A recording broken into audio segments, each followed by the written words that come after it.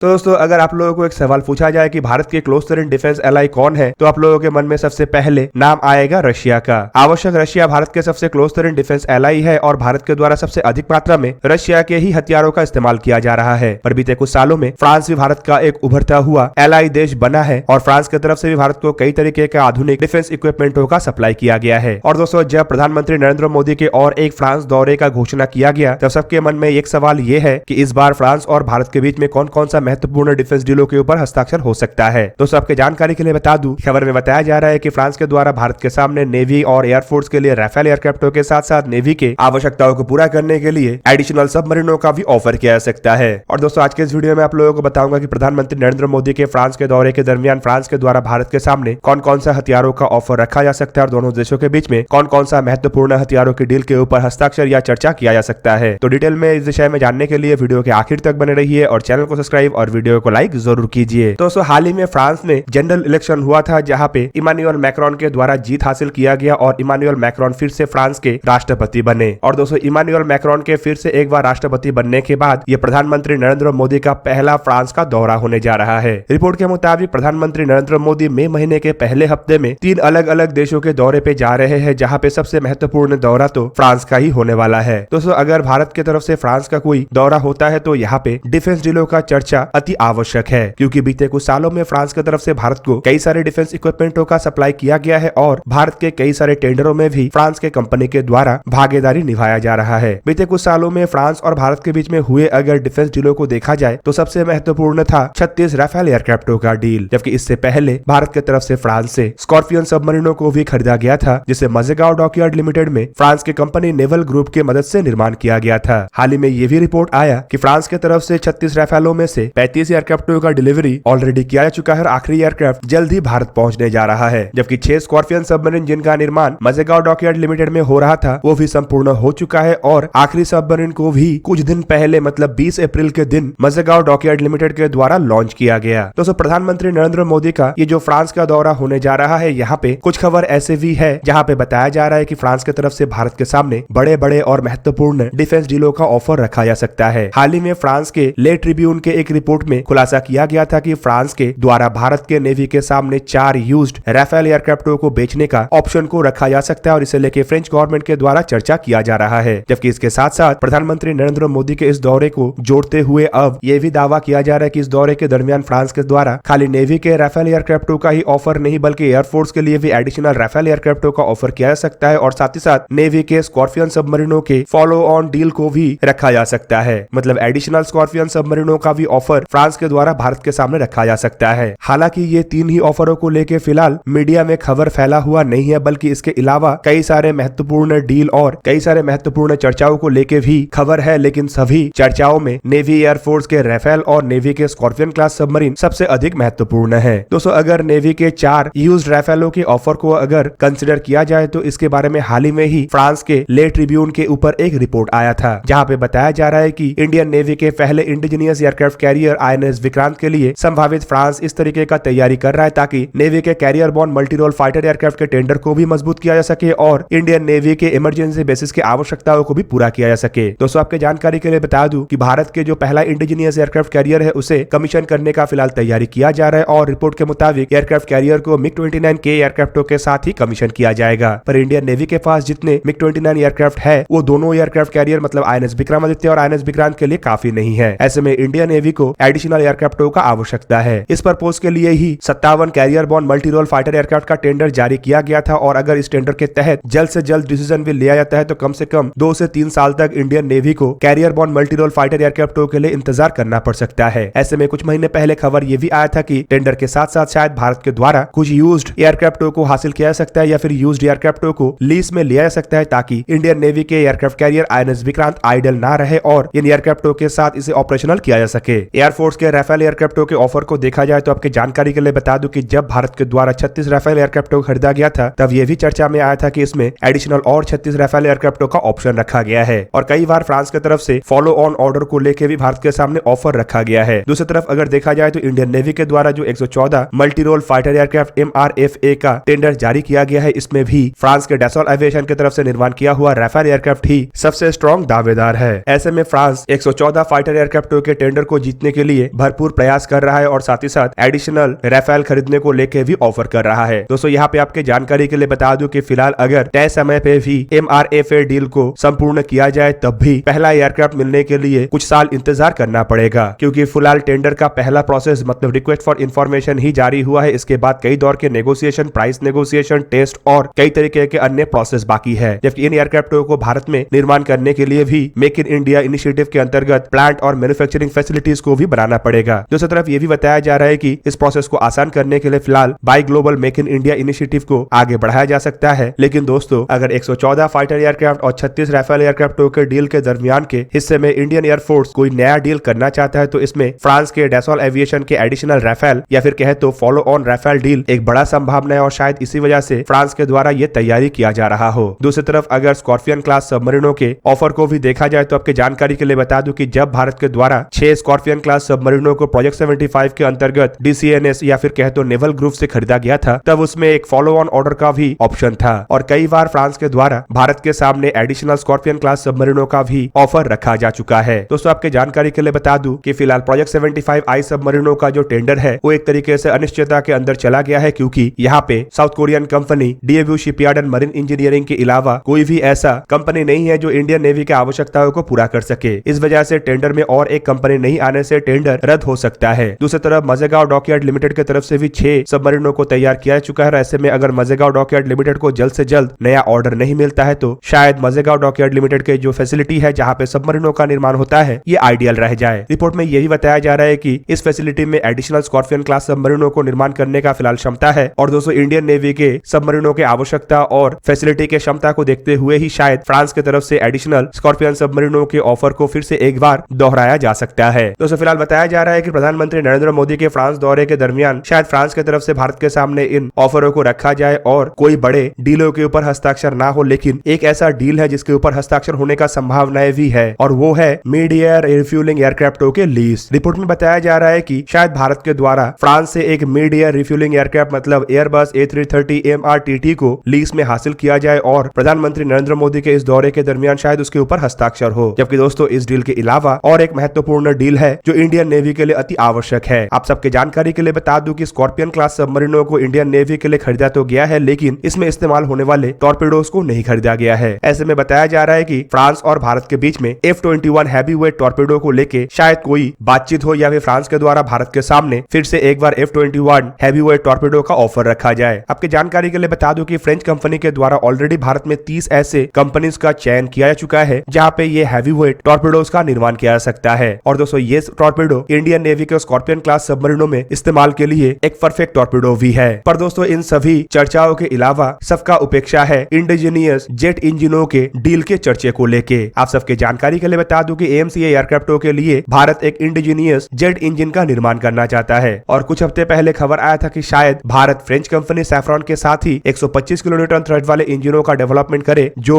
खाली AMCA नहीं बल्कि twin engine deck based fighter aircraft और तेजस मार्क 2 मीडियम वेट फाइटर एयरक्राफ्टों में भी इस्तेमाल हो सके। इवन ये भी ऑप्शन था कि इन इंजनों के डेवलपमेंट के साथ साथ इंजनों के बेस पे या फिर कहे तो इंजनों के डेरिवेटिव के रूप में भारत के द्वारा अन्य कई तरीके के प्रोजेक्टों को तैयार किया जाए जो कि ट्रांसपोर्ट एयरक्राफ्ट से लेके ट्रेनर एयरक्राफ्ट और अन्य इक्विपमेंटों में इस्तेमाल हो सके। पर प्राइम मिनिस्टर बोरिस जॉनसन के भारत के दौरे के दरमियान ये भी खबर आया कि रोल्स रॉयस भी इस रेस में फिलहाल पीछे नहीं है। रोल्स रॉयस की तरफ से भी भारत के 7 इंजनों के डेवलपमेंट का पेशकश रखा गया है और प्रधानमंत्री नरेंद्र मोदी के फ्रांस दौरे के दरमियान एक्सपेक्ट किया जा रहा है कि फ्रांस के साथ भारत के डेलीगेशन का इन इंजनों को लेकर भी चर्चा हो सकता है और सैफ्रॉन और भारत के द्वारा इंजनों के डेवलपमेंट किया जाएगा कि नहीं या फ्रांस के द्वारा भारत को इंजनों के डेवलपमेंट को लेकर क्या नया ऑफर रखा गया है उसका भी खुलासा हो। पर फिलहाल एक्सपेक्ट किया जा रहा है कि भारत के द्वारा कौन से कंपनी को चुना जाएगा और कौन से कंपनी के साथ जेट इंजनों का निर्माण किया जाएगा इसका खुलासा तो साल 2023 तक ही जानना संभव होगा। लेकिन फ्रांस के दौरे के दरमियान एटलीस्ट हम ये जान सकते हैं कि फ्रांस की तरफ से भारत के सामने क्या नया पेशकश किया जाएगा जो फ्रांस को रोल्स रॉयस के सामने बढ़ोतरी दे सकता है। तो दोस्तों ये था आज का वीडियो। अगर आपको वीडियो अच्छा लगा तो लाइक कीजिए और मेरे चैनल को सब्सक्राइब कीजिए और साथ में बना हुआ बेल आइकन को भी प्रेस कर दीजिए ताकि आप मेरा वीडियो देख पाए सबसे पहले। जय हिंद।